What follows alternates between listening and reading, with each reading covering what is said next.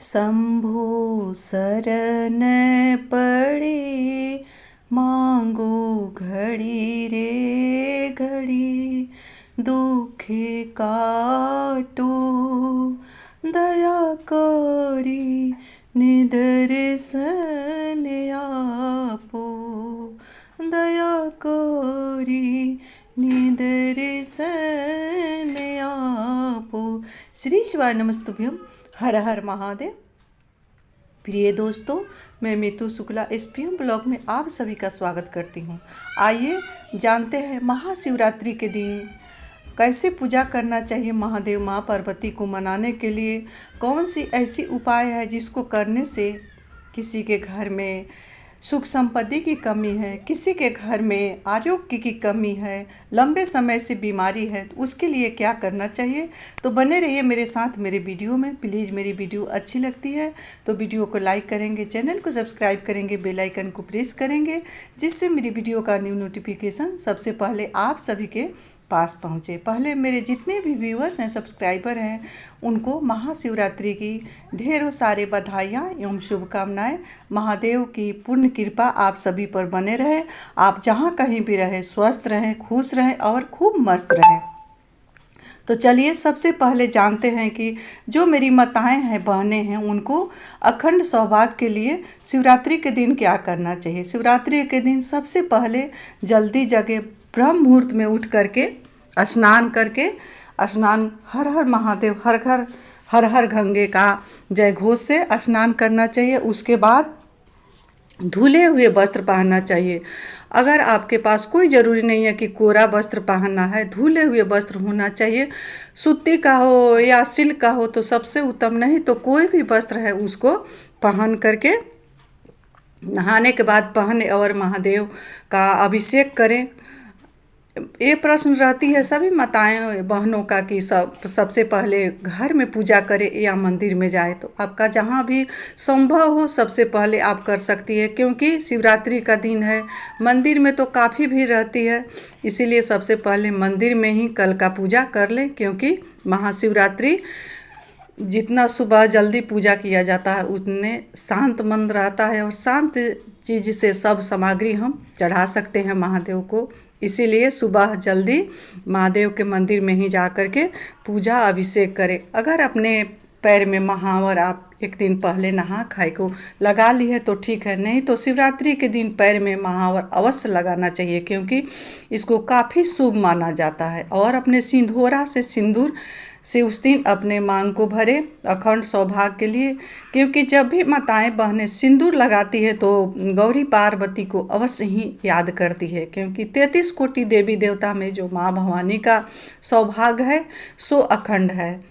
इसीलिए सिंदूर लगाते समय माँ भवानी का स्मरण आप साल भर में 365 दिन में करते हैं या नहीं करते हैं, लेकिन महाशिवरात्रि के दिन सिंदूरा से जब भी अपने मांग को भरें तो माँ गौरी को अवश्य ही याद करना चाहिए और माँ से प्रार्थना करना चाहिए कि हे माँ, अपने जैसा मुझे सौभाग्य देना और अपने जैसा मेरा गोद अखंड रखना, अमर रखना। इस तरह से माँ भवानी से प्रार्थना करते हुए अपने मांग में सिंदूर को लगाएंगे। उसके बाद महादेव को उस दिन सबसे प्रिय है आंकड़े का पुष्प, धतूरे का पुष्प, धतूरा और बेलपत्री महादेव को तो अवश्य ही अर्पण करना चाहिए। पंचामृत से महादेव का अभिषेक करना चाहिए उस दिन महाशिवरात्रि का दिन, जो कि बहुत महादेव को पंचामृत प्रिय है। पंचामृत में क्या क्या उपयोग करना चाहिए। पंचामृत के लिए दूध, दही, शक्कर, घी और गुड़ से महादेव को उस दिन अभिषेक करना चाहिए। उसके बाद महादेव के सामने अखंड दीप प्रज्वलित करना चाहिए। हो सके तो अपने घर में पूजा के स्थान पर भी एक अखंड दीप को अवश्य प्रज्वलित करना चाहिए, क्योंकि महाशिवरात्रि का जो दीप जलाया जाता है उसको बहुत ही शुभ माना जाता है। आरोग्य के दृष्टिकोण से, सौभाग्य के दृष्टिकोण से, धन लक्ष्मी के दृष्टिकोण से उसको बहुत ही शुभ माना जाता है। इसलिए महाशिवरात्रि के दिन अखंड ज्योत अवश्य ही प्रज्वलित करना चाहिए। अब रही, अगर आपके क्यारी में बेलपत्री का वृक्ष है तो उस दिन उस बेलपत्री के क्यारी में शिवलिंग का स्थापना, पार्थिव शिवलिंग का स्थापना करे, बना करके अपने हाथ से उस दिन पूजन करे। और बेलपत्री के वृक्ष में भी जड़ में भी एक दीपक अवश्य ही प्रज्वलित करना चाहिए। धन लक्ष्मी के लिए अवश्य ही प्रज्वलित करना चाहिए। ये बेलपत्री जो होता है सो साधारण वृक्ष नहीं होता है, ये महादेव माँ भवानी का स्वरूप होता है। वहीं इस बेलपत्री के मूल में 33 कोटि देवी देवता का वास होता है। इसीलिए महाशिवरात्रि महादेव माँ भवानी मिलन का दिन है और महादेव का प्राकट्य का दिन है। तो जो भी आप जितना भी उपाय करते हैं सो बहुत ही कारगर होता है। आज का दिन जो महाशिवरात्रि है सो सभी मनोरथों को देने वाला, पूर्ण करने वाला ये महाशिवरात्रि का व्रत है। ऐसे में जो भी बहनें काफ़ी निराश हो चुकी है उनको क्या करना चाहिए महाशिवरात्रि के दिन?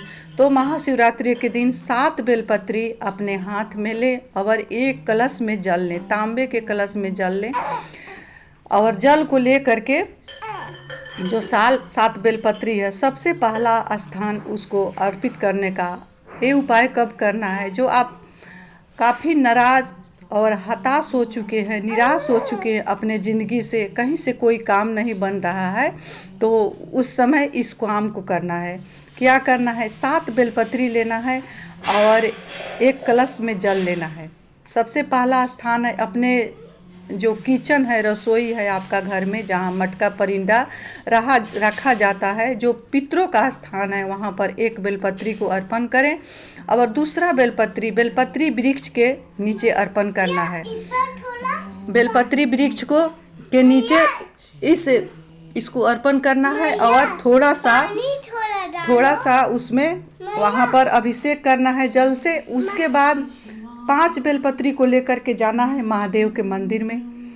5वां बेलपत्री जो है, सबसे पहला बेलपत्री नंदी भगवान को अर्पण करना है और वहाँ थोड़ा सा जल अभिषेक करना है। दूसरा जो बेलपत्री है सो गणेश भगवान को अर्पण करना है और जो तीसरा बेलपत्री है कार्तिक जी को अर्पण करना है और चौथा बेलपत्री है अशोक सुंदरी को अर्पण करना है और 5वां बेलपत्री है सो महादेव को अर्पण करना है।